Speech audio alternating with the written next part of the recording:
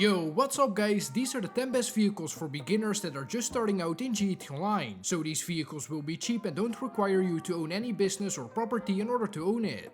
Starting with a completely free car, the LG RH8. You can find it on the legendary motorsport website. The only thing that you need in order to claim it is a social club account connected to your GTA account. You might not think it's very good if it's free, but it's actually one of the best sport cars in GTA Online. Top of that, it's easy to drive with its agility and brakes. A plus point for this car is that it also has awesome customization options. It's definitely one of the first, if not the first vehicle you should get when you begin playing GTA Online.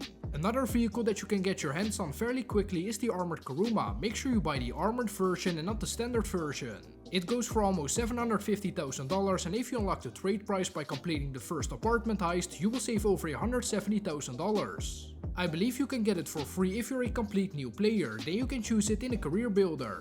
So as you can see, it has bulletproof windows, but don't think you're invincible cause players can still shoot you from the side, although it will be harder. It's great to use in missions and you can still shoot out this car. However, you can't use explosives, so keep that in mind. The Karuma is a very powerful vehicle, it has a good top speed, again a sport car, and it has great acceleration. Without even upgrading it, it's already amazing. Just keep in mind that it will blow up with only one explosion.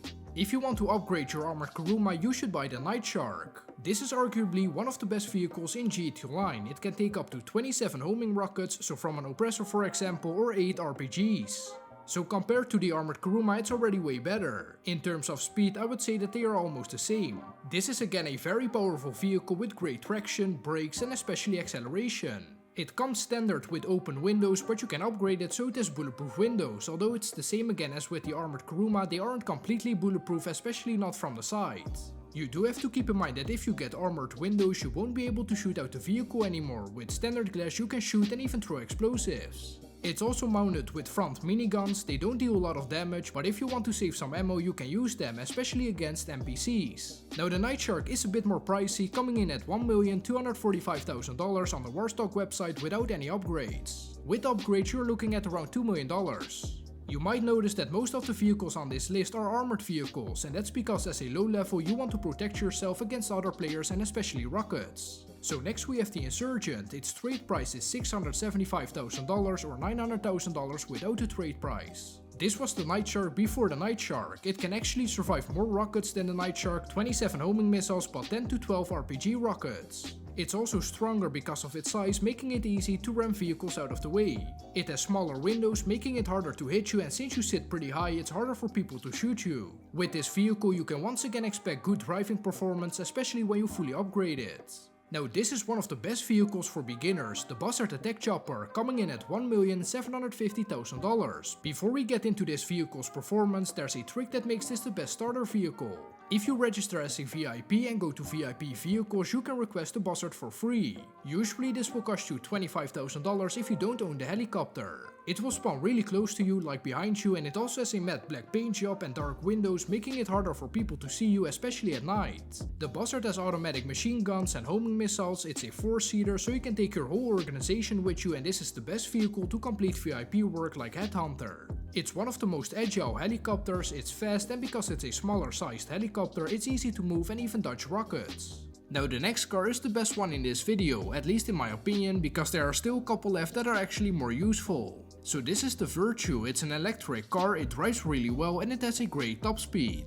Usually this is a $3 million car, but you can unlock it for free if you complete all the first dose and last dose missions for Dex. Another free car is the Ducodet, a great starter vehicle. It has decent bulletproof protection and it can survive a couple explosions. Don't think you are invincible in this car though, you can easily get shot from the side. A lot of players think they can't get shot in cars with these kind of windows. You can find this car on the Warstock website, filter by the lowest price and you will see it over here. It's a good car in general, and if you don't own it already, definitely get your hands on it. This vehicle also has missile lock-on jammers, but don't worry about that yet, cause you need an agency with the workshop for that.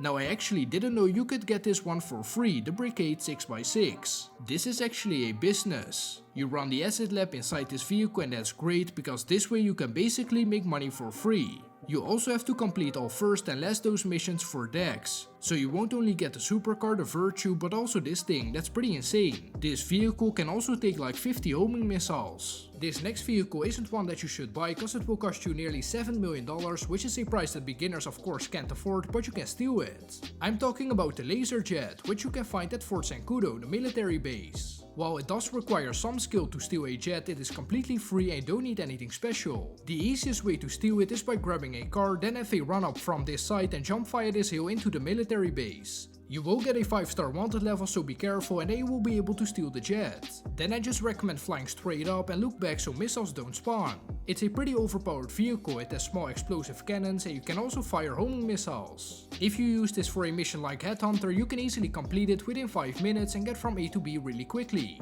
The only downside is that you have to steal the jet every time you need it, so you can't save it for free. Every player needs a good bike. I suggest buying the Betty 801, since it's one of the better bikes in the game and it's also really cheap. This thing can easily do wheelies, which will make you go a lot faster, and you can even complete time trials with it, making you more money to buy other things. This vehicle also has missile lock-on jammers, but don't worry about that yet, cause you need an agency with the workshop for that. If you're on GTA Enhanced, you have one free HSW upgrade available, so I highly recommend getting the standard Banshee for a little over $100,000 on Legendary Motorsport. If you then apply HSW upgrades on this car in the LS car meet, it will be one of the fastest sports cars. It increases the top speed, handling and acceleration.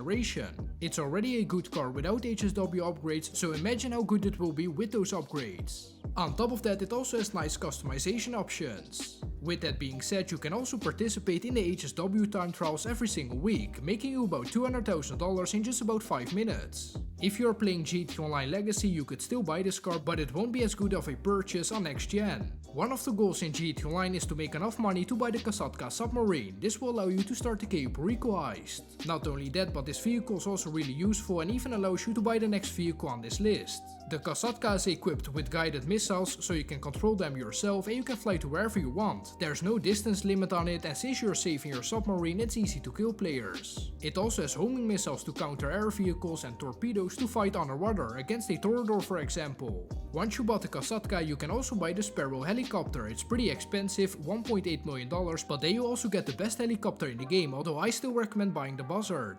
It's cheaper and it can almost do the same. The Sparrow is faster and it has slightly better homing missiles. You can also spawn it close to you, but for nearly $1 million more, I would go with the Buzzard. There are of course many more vehicles that are great to start with, but I think these are the 10 best. You can then decide which ones you would like to buy and use. Let me know which vehicles you think are the best for beginners, and I will catch you in the next one. Bye bye!